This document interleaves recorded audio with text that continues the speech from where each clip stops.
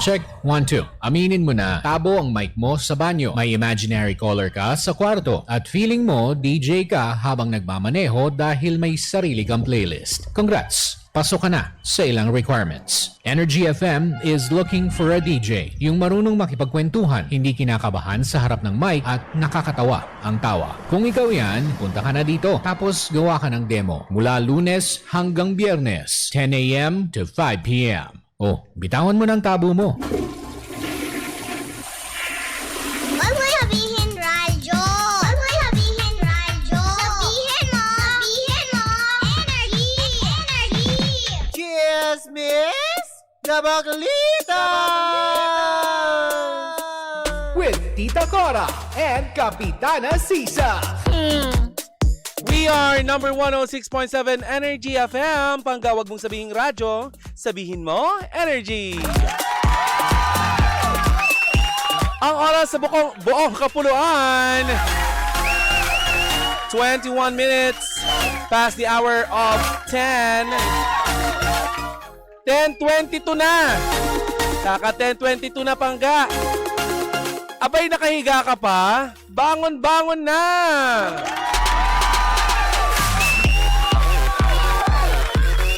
Bumangon na may ngiti sa iyong mga labi. Huwag maging buringot upang hindi layuan ng swerte.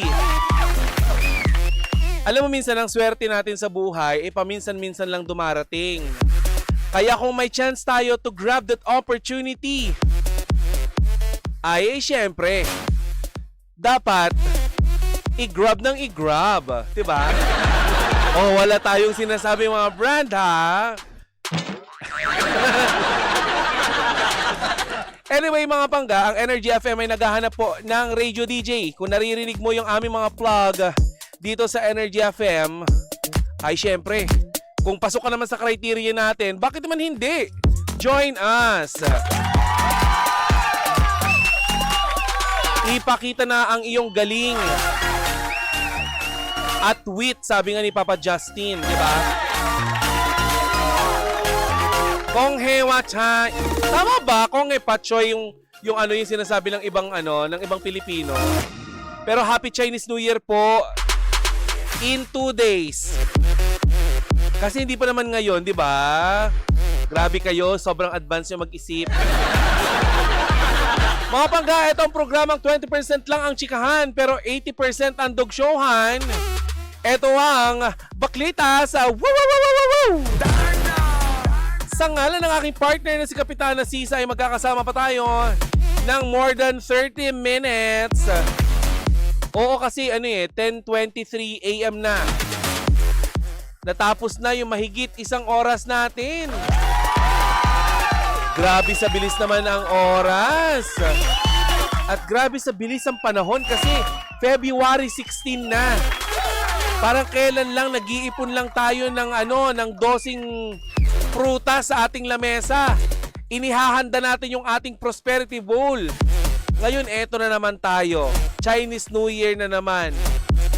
Marami sa ating mga kababayan kahit hindi naman Chinoy ay nakikiisa sa pagdiriwang ng Chinese New Year. 'Di ba? Kasi naniniwala tayo na kapag Chinese New Year at sinunod natin yung ilang tradisyon ng ating mga kapatid na Chinoy at ng mga purong Chinese, ay tayo daw ay siswertehin. Tama ba? Pero totoo niyan, Pangga, hindi naman kailangang makakatulong kung makakatulong, siguro, Pero kung tamad ka at wala kang pagpupursige sa iyong sarili, sa iyong buhay, ay mananatili ka kung nasaan ka ngayon, Pangga.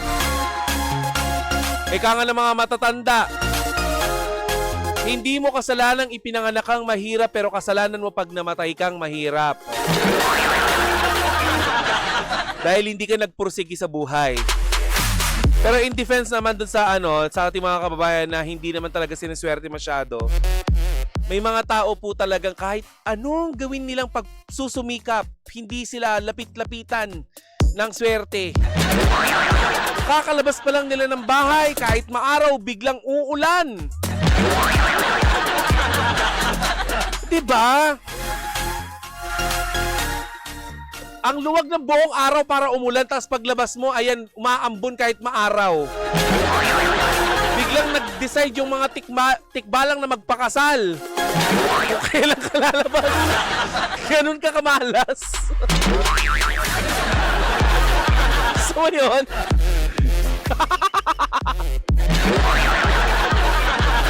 Kung nasa loob ka ng bahay ninyo, yung tikbalang, nag-aaway pa sila. Kung nakita kang papalabas na ng bahay nyo, biglang nag-decide magpakasal, umulan. Suot-suot mo pa naman yung pinaka-paborito mong damit at bagong bili mo ito. Ay, buhay. Parang life. Pero ewan ko kasi marami sa ating mga kababayan ang talagang kagaya ko ay hindi pinalad na may makasama ngayong Valentine's Day. Is that a choice or karma? Yung iba sa atin, karma yan kasi loko-loko kayo di ba? Dami dyan, mga chick boy at saka playgirl. Kaya ngayong Valentine's, abay mag-isa ka. Sa akin kasi choice ko, dahil anong gagawin ko, lumangoy ako papunta sa barko? Ay wala naman din nagyaya sa akin makipag-date kahit ang mga pamangkin ko at mga kapatid ko. Buti pa yung nanay ko, ako'y binati. Yung ibang tao dyan, hindi. Pero may hindi ako makakalimutang tao nagbigay sa akin ng bulaklak. Kung sino ka man, hindi ko na babanggitin kung sino ka. Pero maraming salamat sa bulaklak mo. Ang bango-bango talaga ng flower mo. Uy, it's giving na pindot yung ating reset button. Ang bango ng bulaklak mo, Mary Jane. Bakit naman magiging shibuli?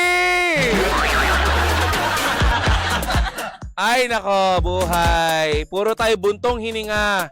Kasi sa dami ng pinagdadaanan natin, nakuha pa rin nating tumawa. Pero alam mo, eto isa sa mga pinagtatawanan, ngunit hindi mo kinaya. Yung nakaraan niyang interview kay Chad Guinness. Siya ang lalamanin ng ating pangalawang Backlatest! Oo, panggan ako, itong si Lassie Marquez na It's Showtime host ay inilantad na ang kanyang pakikipagrelasyon. Bakit hindi naman niya tinatago na nakikipagrelasyon siya? Parang hindi lang siya masyadong hayagan, hindi lang masyadong rampant. Rampant? Ano yun? Krimen? Direktor po ako ng It's Showtime Philippines. Showtime Philippines? Talaga ba? Di naman ako naniniwala sa'yo. Comment dyan sa ating TikTok live. Pero eto na nga, Lassie Marquez, isinapubliko na ang manliligaw. Ay ipinakilala na ng It's Showtime host na si Lassie Marquez sa publiko ang manliligaw niyang si Ken nang sumalang siya sa online show ng kaibigan niyang si Chad Guinness. Sa kabila ng episode or sa latest episode ng Chad Guinness Show, kamakailan lamang ay nahagip sa usapan ng dalawa ang tungkol sa kasalukuyang nagpapakilig sa puso niya. Sabi ni Lassie, nararamdaman ko na alam mo yung pumasok na lahat. Nararamdaman daw niya o nararamdaman ko naman na mahal niya ako. Ay! Nakakakilig! Inggitera! Alam mo, ang dami kong mga kaibigang inggitera na ganyan, ayaw maging masaya para sa iba. Matapos ito ay bumungad sa kanya ang manliligaw na may dalang bouquet. Dahilan para mapa-oh my God siya sa kilig.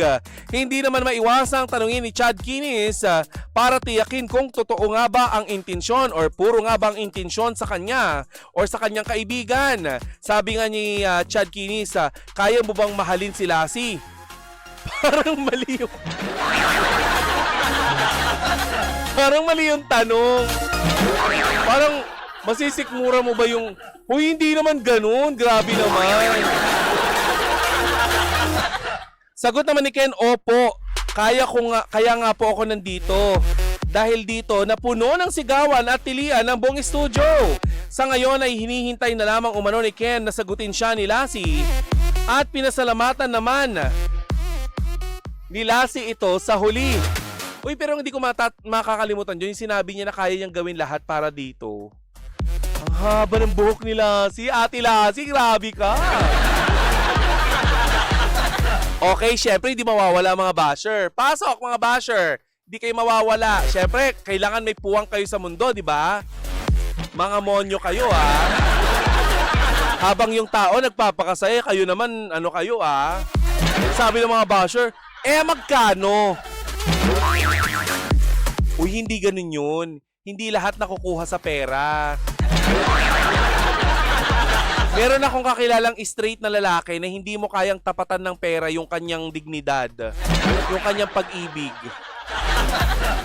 Kaya nga ako humahanga sa kanya. Hi, Domingo. Omeng, kung naririnig mo, agay humahanga ako sa iyong tapang. Sabi nung basher, hindi daw inggit ang nararamdaman niya kundi pandidiri. Grabe naman kayo. Uy, wag ganon. Si Kuya Lassie, mabait yan. Hindi yan mahirap mahalin. Diba? Hindi yan para sabihan nyo ng mga ganong salita. Parang masakit naman yun. Alam nyo, maski ako, nung nagkaroon ako ng relationship, hala, nakakaiyak naman talaga. Ay, DJ Lindsay. Ay, hindi to lihim ng liham. Hindi, nung ako yung nakipagrelasyon, kasi nga, alam nyo, hindi naman sa pagyayabang. Pero yung ganitong muka, bakala, ligawin to, kala mo ba? Yung bigla na lang magdidilim yung paningin mo, tapos paggising mo, nasa ibang lugar ka na kasi ligawin ka. Parang pusa. Isasako ka pala. Hindi, alam mo, sa totoo lang, hindi ko rin alam kung anong meron, pero hindi ako nababakante. Yung kwento tungkol na naman sa bakla, ang ganda na naman ng kwento niya. Hindi, kasi ang tinitignan minsan ng mga lalaki, yung puso mo, yung laki ng pagmamahal mo sa kanila. Hindi din naman nawawala yung Alam mo, huwag kayong mawala, lalo na sa mga kapatid nating mga trans, mga kapatid natin sa LGBT. Huwag kayong mawala ng pag-asa na mahahanap nyo yung taong magmamahal sa'yo. Kasi lahat po ng kasirola ay may nakatakip at nakalaang takip. Ha? Tama ba? Parang mali naman yung sinasabi ko doon, Day. Hindi lahat ng kasirola ay may nakalaang takip. Kaya ikaw, matuto kang maghintay. Ngayon, kung hindi mo na mahintay yung tamang tao para sa'yo, abay, agawin mo na lang. Ay, bad yun ha. Huwag yung gagawin yun. Huwag kayong huwag kayong gagaya sa ibang artista dyan ng aagaw ng asawa ng may asawa. Oy, tinamaan si actress. Ay, may pumasok sa aking blind item. Sino tong actress host? Na di umano'y nakikipag-fling daw di umano, micro-cheating. Actress host. Nakikipag-micro-cheating daw ito sa isang batikang aktor. Ayon sa aking source, nakamag-anak niya mismo. Ay nakaka-chat daw nitong si actress host. Itong batikang aktor na hindi na masyadong active sa showbiz. Pero itong si actress host, may show to ha. Nakikipag-chat daw, tas may palitan ng picture, updatean. Ano pa ibig sabihin nun? E di merong something. Diyos ko, naging magkaibigan naman kami nitong si Deng. Parang di naman namin ginagawa yun. Diba? May mga kaibigan naman ako kagaya ni Kara. Ngayon nga, si Kara nasa Korea, di ba? Di nga kami nag-updatean. Hindi ko alam kung ano nangyayari sa kanya doon. Kasi naman pag nag-updatean kaming dalawa, te, kumusta ka na? Ano nangyari sa iyo, te? Hindi ka pa ba papasok, te? Okay. Yung actress host, yung mga show niya ay pumatok sa takilya. Ay, pumatok sa ano? Pumatok sa madla. Pero alam ko may asawa na kasi to eh. Yung asawa niya ay singer-actor.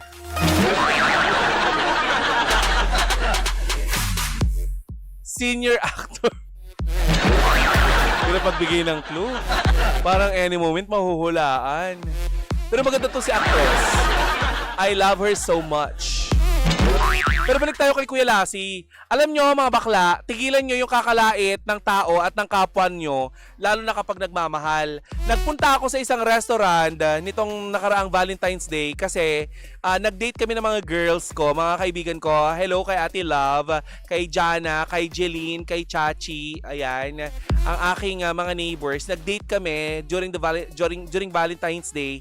And nakita namin na love is in the air and love is LOVE. Nag-loading.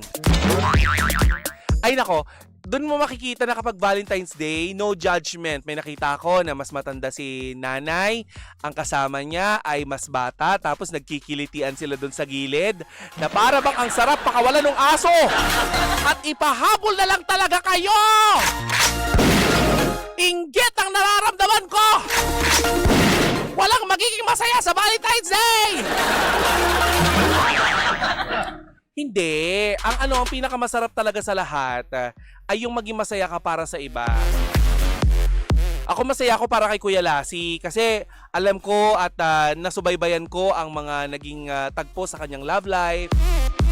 Nakwento sa akin ng mga kaibigan natin sa comedy bar kung ano mga pinagdaanan niya. At nakwento din naman niya sa interview na dati nabubugbog siya ng ex niya. Eh, ano ba naman yung makahanap siya ng taong magmamahal ba sa kanya? Yung unconditional, yung hindi kailangan magbigay ng bubong, ng motor. Diba? Name it, nagawa ko na yan lahat noon. Natuto na ako ngayon. Oo, hindi mo ipapamigay ang talent fee mo. Pero wag niyong husgahan yung taong umiibig, mapa-straight man yan o nasa LGBTQIA+ community. Hindi sukatan ang gender upang nang sa ganun ay umibig. Hindi sukatan ang estado mo sa buhay upang magmahal. Diba? Meron nga diba, nagmamahal ka ng mas mayaman, sasabihan ka ng nanay na, etong 1 milyon, layuan mo ang anak ko. Sabi ni Donya Adoring. Ay nako, hindi. Believe me. May nakausap nga akong Chinoy kamakailan lamang kasi 'di ba mga Chinoy, hindi sila pwedeng or sinasuggest ng mga pamilya nila kung hangga't maaari, wag silang umibig ng purong Pilipino, 'di ba? Or ibang lahi. Dapat sarili nilang lahi. Chinese sa Chinese. Ganon. Kasi tradisyon nila yon. Pero ngayon, hindi na kasi sukatan kung ano yung kulturang kinagisnan mo. May mga Pilipino na nakikipagrelasyon sa mga Chinese. Purong Chinese. Tapos si ate mong girl, na-inlove na din siya sa kultura ng Chinese. Siyempre, ganun din yung Chinese na in love na din siya sa kultura ng Pilipino. Ayun, nagtayo ng pogo. Emi lang sis. Ayun, tuloy, isinumbong ni Sisa. Umuwi lahat sa China. Hay nako, Pangga. Kung umiibig ka ngayon at inaalala mo yung sasabihin ng pamilya mo, mga kaibigan mo at ng mga taong nasa paligid mo, dead ma to death.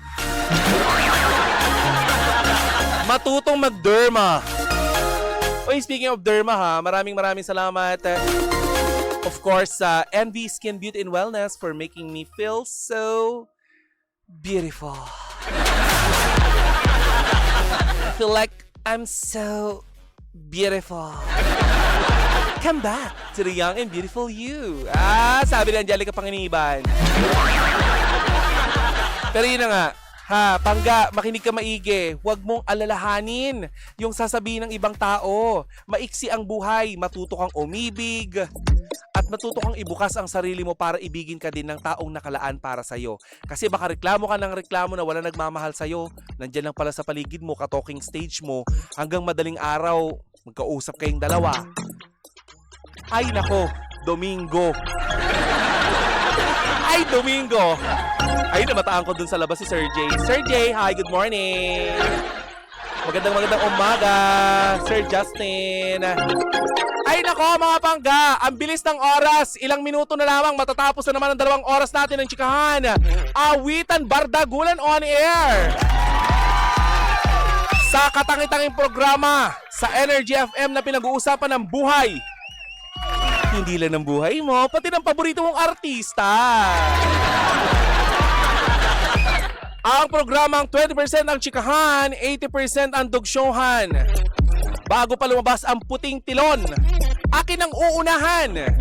Nais nating pasalamatan ang ating kasamang si Mako Alvarez para sa pag-alalay sa atin sa ating Facebook Live, TikTok Live, at mga kinakailangan pa nating pang-technical sa social media. Ayan, si Master Toy, bilang siya po ang ating alagad ng sining. Sorry, kill. Si Master Toy sa ating technical department. Supervisyong technical. Ayan, maraming salamat mo sa inyong pag-antabay. Sa lahat ng ating mga pangganda naghintay mula kaninang umaga upang nang sana ay masilayan ng aking gandang. Parang minsan ako lang ang nakakaalam, pero ngayon alam mo na din. Dahil ito po ang number 106.7 Energy FM. Pangga, wag mong sabihing radyo, sabihin mo Energy!